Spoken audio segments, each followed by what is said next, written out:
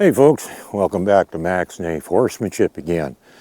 Today I want to talk about how you can save yourself a pile of money. Well, I've mentioned before I do my own trims. Now, before you get all excited and think that's a lot of work, you need a hoof stand, and well, a good pair of nippers can run you $300. Those leather chaps that made specifically for farriers that they wear, oh, those suckers are like $400.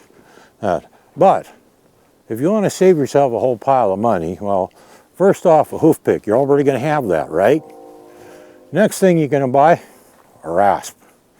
Now, one of these suckers, depending on where you buy them, and well, that can vary a little bit, but they're only about $50 for a decent one. Now, why am I talking about a rasp when I'm out here with the horse? Because I just finished using this on her. Now, she happens to have a condition I'm not going to elaborate on, but it requires maintenance on her feet that a little more than what you would normally want to do with your farrier. Most people will usually get trims done every 6 to 8 weeks, somewhere in there. Personally, I like to do it a little more often than that, or kind of maintain them a bit.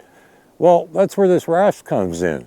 Without any other fancy tools other than this thing, you can take a little bit off. If you do it often enough, every time you see your horse, you grab that rasp and give it a quick little rasp, take a tiny bit off, and well, next thing you know, you're not even going to need a farrier, or it'll be perfectly safe to stretch out the farrier visits to 8, 10, maybe 12 weeks.